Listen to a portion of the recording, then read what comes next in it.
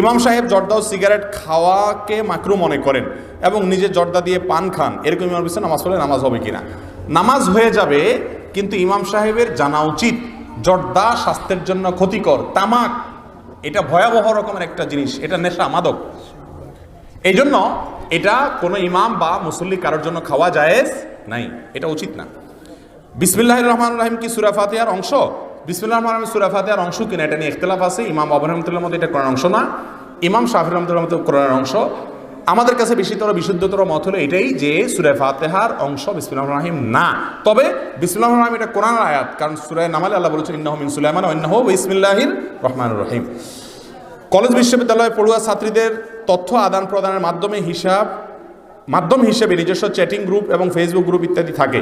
যেহেতু সেখানে সকল ধর্মাবলম্বী ছাত্রছাত্রী থাকে, সেহেতু গ্রুপ রুলসে ইসলামিক কিছু শেয়ার করা থেকে বিরত থাকতে বলা হয়। এই গ্রুপে ইসলামিক আলোচনা শেয়ার করা যাবে না ইত্যাদি। বুঝতে পেরেছি ভাই, অন্যান্য ধর্মের মানুষ যদি থাকে, তাদেরকে যদি ইসলামিক কিছু শেয়ার করেন, তারা যদি বিরক্ত হয়, তাহলে সেখানে শেয়ার না করাই উচিত। জোর করে ইসলাম কাউকে দেওয়া যায় না।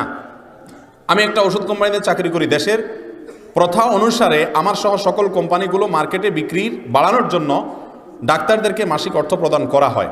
আমার প্রশ্ন, এই কার্যক্রম ইসলাম সমর্থন করে কিনা? সম্পূর্ণ হারাম, জায়েজ নাই। ডাক্তারদেরকে কোনো উৎকোচ বা ঘুষ দেওয়া জায়েজ নাই।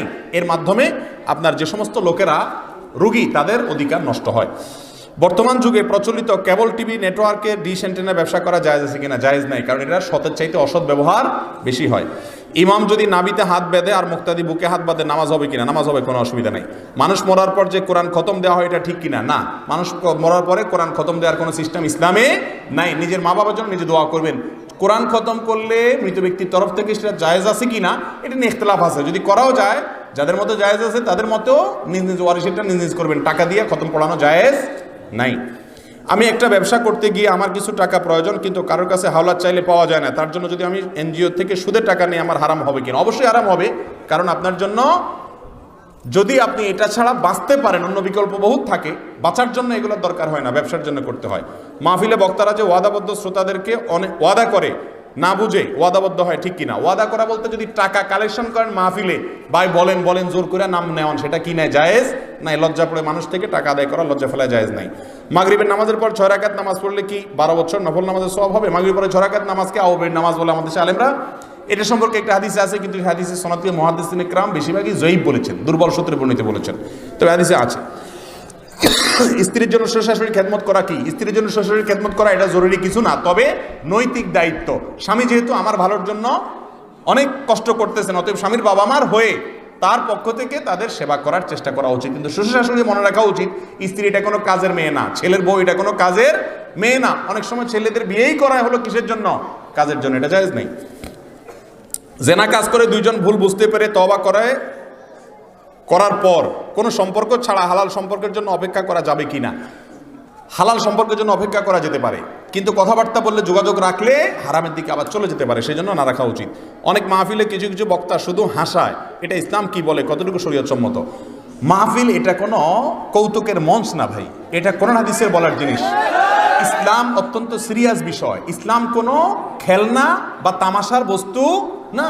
প্রিয় নবী সাল্লাল্লাহু আলাইহি ওয়াসাল্লাম যখন কোরআন হাদিসের কথা বলতেন, ইসলামের কথা বলতেন, অত্যন্ত সিরিয়াসনেসের সাথে বলতেন। যদি কখনো কথার মধ্যে কোনো হাসির কথা চলে আসে, ব্যক্তিত্ব নষ্ট না হয়, ইসলামের ওজন নষ্ট না হয়, তাহলে হালকা হাসলো, এটাতে অসুবিধা নাই।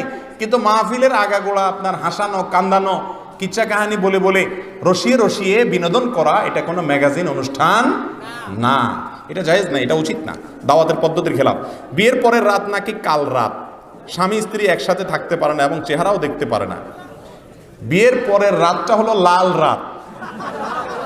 এখানে প্রশ্নকর্তা বলছেন কাল রাত, আমি বললাম কোন রাত? লাল রাত। লাল রাত মানে বুঝেন? লাল রাত মানে হলো, লাল মানে তো হাসি খুশির ব্যাপার। বিয়ের রাত প্রথম মাত্র বোঝাপড়া হলো, তারপরের রাত ইনশাআল্লাহ মহব্বতের রাত।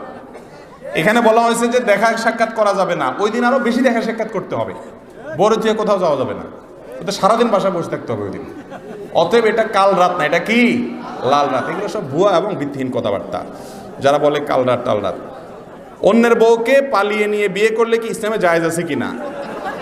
ভাই এটা তো আমরা আগেই বলেছি, বিয়ে এটা পালানোর জিনিস না। যদি কেউ পালাপালি করে বিয়েতে, তাহলে বুঝতে হবে ওটা চোর, ওটা ভালো মানুষ না। আর অন্যের বউকে নাউজুবিল্লাহ, তাহলে তো হারাম, সারা জীবন জেনা করবে, এটা জায়েজ নেই। রমজান মাসে স্ত্রী যদি সহবাস করতে চায়, রোজা অবস্থায় সহবাস করলে রোজা ভাঙবে কিনা? সহবাস করলে শুধু রোজা ভাঙবে না, ঈমানও ভাঙার অর্থাৎ তাকওয়াও ভাঙার ব্যাপার আছে। হারাম রমজান মাসে রোজা অবস্থায় স্বামী স্ত্রী সম্পর্ক করা, শারীরিক সম্পর্ক করা কি নাই? জায়েজ নাই, কেউ চাইলেই হবে না। রোজা থাকা অবস্থায় মাস্টারবেশন করলে রোজা ভেঙে যাবে কিনা? হ্যাঁ, অবশ্যই হস্তমৈথুন করলে রোজা অবস্থায় রোজা ভেঙে যাবে। রোজা অবস্থায় স্বপ্নদোষ হলে রোজা ভাঙবে কিনা? না, স্বপ্নদোষ হলে রোজা ভাঙবে না। আমরা অনেক সময় স্নো ব্যবহার করি, কিন্তু জানি না সেটা পবিত্র না অপবিত্র। যদি সেটা অপবিত্র হয়, সন্দেহ হলে পবিত্র করার বিধান কি?